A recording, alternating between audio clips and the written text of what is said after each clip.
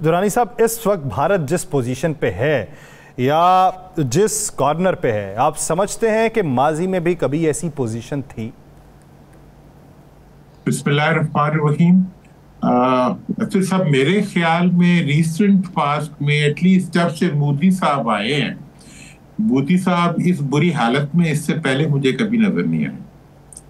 और इस वक्त जो उनकी सूरत हाल है, उनके मुल्क के अंदर उनके अपने पिछले करतूत जो है, उनका रिस्पांस जो उनको पब्लिक की तरफ से मिल रहा है, उनकी अपनी कौम जो है वो तकसीम हो चुकी है, उनकी फाइटिंग फोर्स का सबसे बड़ा एलिमेंट जो सिख था और नॉन हिंदूज थे, वो सब जो है सबको उन्होंने इंटिमिडेट किया है, सबको अपने मुखालिफ किया है।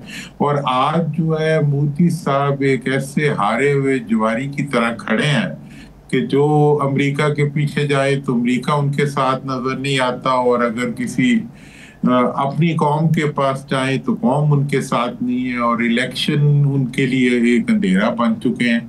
तो मैं समझता हूँ कि ये कश्मीरियों पे और हिंदुस्तान में बसने वाली अक़लियतों पे जो उन्होंने मुजालिम की है, ये उन्हीं मुजालिम का एक फितरी नतीजा है, जो कुदरत कार्मा है, ये कुदरत का, जिसने आज मोदी को इस हालत में लाके खड़ा कर दिया है कि ना जाए रफ्त ना पाए मंजिल। इस पूरे मार्के में दुरानी साहब दो चीज़ें बड़ी कमाल हुई। पाकिस्तान एक कौम बन गया और भारत कई कौमों में बट गया। अब पाकिस्तान जो एक कौम बन गया है, और आज भी बानी तहरीक इंसाफ ने खुल के फिर वही बात की है कि इस मकार शख्स ने दोबारा कोशिश करनी है, लेकिन अपनी सरहदों को हम संभालेंगे, और अपने सोशल मीडिया को भी कहा, अपने कारकुनों को कहा कि आप भरपूर साथ देंगे।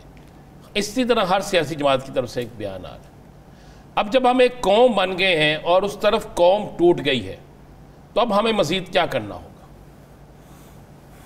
बहुत खूबसूरत सवाल है आपका, और मैं समझता हूँ कि कौम मतलब बनी नई नजर भी आई है, और इस कौम बनने में हमारा एक माजी की भी यही रवायत है कि जब भी पाकिस्तान के अवाम को चैलेंज किया गया है तो फिर कोई असबियत मुल्क में नहीं रही, बल्कि हम हमेशा मुत्तहिद होके खड़े हुए हैं। हमें सिर्फ जब हुकूमतें तकसीम करती हैं तो वो तकसीम का तासुर तो बन जाता है, लेकिन कौम हकीकत में अंदर से एक है।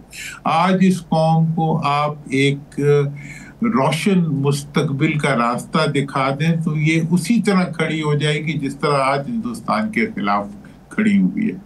तो मेरा ये ख्याल है कि मुस्तकबिल के अंदर जिस चीज की जरूरत है वो ये है कि हुक्मरान जो है वो हुक्मरान ना बने, वो अवाम बने, उस तरह सोचे जिस तरह अवाम सोचते हैं, अवाम के आगे हथियार डाल दें। इससे बड़ी इज्जत कोई नहीं होती। जो लीडर्स अपनी अवाम को इज्जत देते हैं उनको अवाम उससे कहीं गुना ज्यादा इज्जत देती है। अवाम के राय का एहतराम करें, अवाम की क़यादतों का एहतराम करें, आपस में एक दूसरे का एहतराम करें, ये तो एक रास्ता है। और दूसरी बात यह है कि फौज ने जो किरदार अदा किया है, एयरफोर्स ने जो किरदार अदा किया है, हमारे साइंटिस्ट ने जो किरदार अदा किया है, वो इस चीज की निशानदही कर रहा है कि हमें इस वक्त जो है फौज को वो मुकाम देना चाहिए जो उसका मुकाम है। और अच्छा हुआ पीटीआई, और मैं तो आपको पता है मैं हमेशा से यही कहता रहा हूँ कि हमारी जरूरत ये है कि हम अपनी कौमी मफादात के लिए और कौमी मफादात के तहफ़्फ़ुज़ के लिए हम अपने इदारों, अपनी अफवाज और अपने अवाम, मुल्क के वो अवाम जो इस मुल्क से मोहब्बत करते हैं, उनको हम सियासत से दूर रखते हुए मुल्क की मफाद में लेके आए।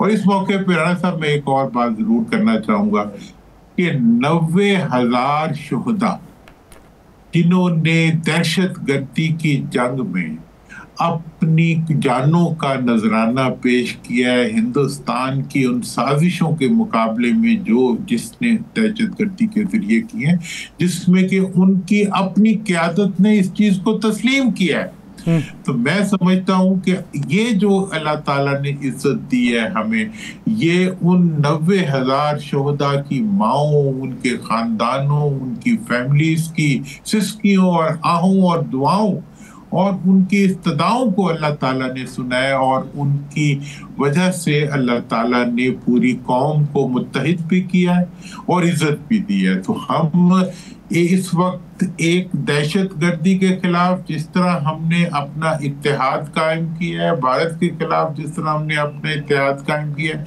मैं समझता हूँ कि मुस्तकबिल में इसके ऊपर कोई तकसीम नहीं होनी चाहिए।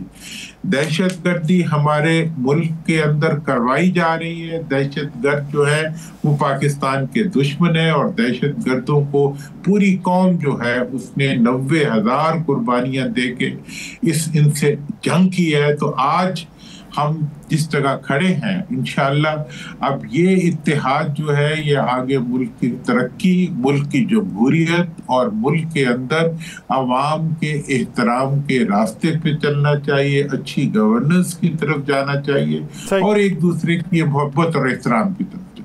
अच्छा दुरानी साहब, ये तो हो गया अंदरूनी मामला और अंदरूनी इकदामात। बैरूनी मंजरनामे को अगर देखें तो अक्सर औकात लॉबिंग चेंज होती है, ब्लॉक्स चेंज होते हैं, नई सफ़बंदियाँ होती हैं। इस वक्त अगर आप भारत की पोजीशन को देखें तो बहुत सारे ममालिक की नज़र में वो पहले जैसी नहीं रही। 88 घंटों ने भारत की पोजीशन को यकसर तब्दील करके रख दिया। पाकिस्तान के पास अब अपॉर्चुनिटीज़ क्या हैं जिसका वो फ़ायदा उठा सकता है? बल्कि भारत अब वो खिलाड़ी है, इस पर इजाफा कर लें, जिसको किसी भी लीग में नहीं लिया जाएगा। बेचारा खड़ा, उसकी बोली लगाने के लिए तैयार कोई नहीं। देखें, इस वक्त जो है वो हमें इस एक तरफ तो हमें अपना कौमी यकजहती का जो मुजाहिरा है इसको हमें मुल्क के अंदर ले आना चाहिए, मुल्क की तरक्की और मुल्क के इस्तेहकाम की तरफ ले जाना चाहिए। दूसरी तरफ ये है कि हमें अपनी डिप्लोमेसी को, इसमें एक और मैं आपको बताऊं, पाकिस्तान में बड़ी दिलचस्प डेवलपमेंट हुई है जो कि आपके इस सवाल के लिए बहुत अहम है। वो ये है कि इंडिया की इस वक्त जितनी भी दहशतगर्दी थी और उसको जितना ज़्यादा इंटरनेशनल सपोर्ट दिलवाई जा रही थी, उसमें उनका जो सबसे बड़ा इदारा था वो नेशनल सिक्योरिटी एजेंसी जो थी, एडवाइजर जो था उनका अजीत डोवल और उसका इदारा, वो इसके अंदर बहुत अहम किरदार अदा कर रहा था और हम दहशतगर्दी करवा भी रहा था, उस पर फिल्में भी बनवा रहा था और उसके बारे में दुनिया के अंदर एक डिसइंफॉर्मेशन भी पाकिस्तान के खिलाफ फैला रहा था। इस मर्तबा ये हुआ है कि सैयद आसिम मुनीर साहब ने जनरल मुनीर अपना इनकी तरफ आसिम मलिक की सूरत में जो नेशनल सिक्योरिटी एडवाइजर दिया है, उन्होंने, मेरे पास मालूमात है दूसरे मुल्कों से, कि इस दफा पाकिस्तान के नेशनल सिक्योरिटी इश्यूज को, यही वजह थी कि अमेरिका से लेके तमाम मुल्कों ने जब उनसे राब्ता किया तो उसके बाद एक क्लियर उनकी राय के अंदर एक मुख्तलिफ सूरत हाल सामने आई। तो मैं समझता हूं कि हमें नेशनल सिक्योरिटी जो हमारा इदारा है उसको नई लीडरशिप के जरिए जिस तरह से उन्होंने रोल प्ले किया है उस रोल को मजीद हमें मैग्नीफाई करना चाहिए। हमें प्रीएम्प्टिव और जो इंडिया की पाकिस्तान के खिलाफ अब तक कार्रवाइयां रही हैं उसको हमें दुनिया के सामने लाना चाहिए और अब इस टेबल को टर्न होना चाहिए कि वो चोर और चत्तर का जो कैफियत थी भारत की, अब हमें उस मिथ को तोड़ते हुए, चोर को चोर साबित करते हुए अपने आप को ये साबित करना चाहिए कि हम किसी किस्म की दहशतगर्दी में हम शरीक नहीं है, हम दहशतगर्दी का शिकार हैं। और हमारे जो लीडर, जी हमने ये भी किया, वो यार हमने तो जाने दी है, हमने क्या किया है? हमने कुछ नहीं किया। हमने जो कुछ भी दुनिया के अंदर किया है, पाकिस्तान ने अग्रेशन से ज्यादा जो है पाकिस्तान ने जुल्म और ज्यादती सही है। अफगानिस्तान के अंदर रूस आगे बैठ गया था तो हम क्या जाके उसके आगे लेट जाते? पूरी दुनिया को हमने बचाया है एक सिचुएशन से, आज हमें तुम उसी के ताने देते हो।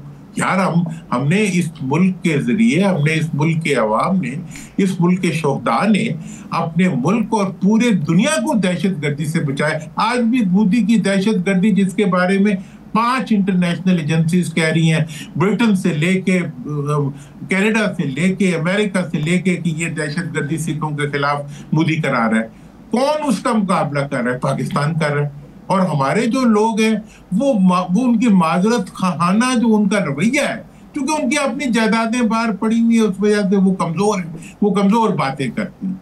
और दूसरी एक और चीज जो बड़ी अहम है वो ये है कि हमारे दानिश्वर, हमारे जितने सोचने वाले लोग हैं, मैं उनसे ये दरखास्त करूंगा कि हमारे सियासी इख्तलाफात जितने मर्जी हों, हम अपनी अफवाज और अपने इदारों को अपनी सियासत में इन्वॉल्व ना करें।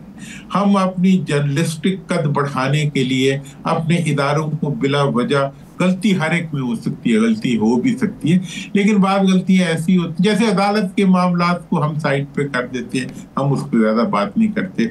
इसी तरह हमें अपने सिक्योरिटी, और अब साबित हो गया ना कि आज किसने पाकिस्तान को बचाया है, आज कौन पाकिस्तान के लिए जो है अवाम का कौन सरखेल बना है, फौज बनी है ना। तो अगर हम अपनी फौज के खिलाफ बोलेंगे तो वो हमारे लिए, और इवन जो मुल्क से बाहर लोग हैं, जो मुल्क के अंदर लोग हैं, उन्हें यह अहद करना चाहिए कि हम अपनी सियासत को, अपनी हुकूमत, और ये जिम्मेदारी भी हुकूमत की होती है, हुकूमत चालाकी करती है कि वो अपनी जिम्मेदारी जो है वो इदारों पर डाल के तो खुद पीछे होने की कोशिश करती है। नहीं, जो सियासी इख्तलाफात हैं उनको हल करना, उनको एड्रेस करना हुकूमत की जिम्मेदारी है, और ये हुकूमत ही को इस पे तनकीद का निशाना बनना चाहिए। हम जनाब इस्टेब्लिशमेंट के नाम पे, दूसरे नामों पे हम अपने इदारों को जो डिफेम करने की कोशिश करते हैं वो हमें नहीं करनी चाहिए। यही इदारे हमारे सेवियर्स हैं। मैंने 100 दफा कहा है कि अगर आप रेफरी को बॉल मार के उसका सर भी फाड़ देंगे तो दूसरा प्लेयर वो आउट नहीं होगा। तो हम छोड़ दें इन चीज़ों को, हम अपने मुल्क के मफाद के लिए अपने इदारों को तहफ़्फ़ुज़ दें और उन्हें इस चीज़ के लिए इतना एतमाद दें कि वो कौम को अपनी पुश्त पे खड़ा हुआ देख के वो पुरएतमाद हो जाएं।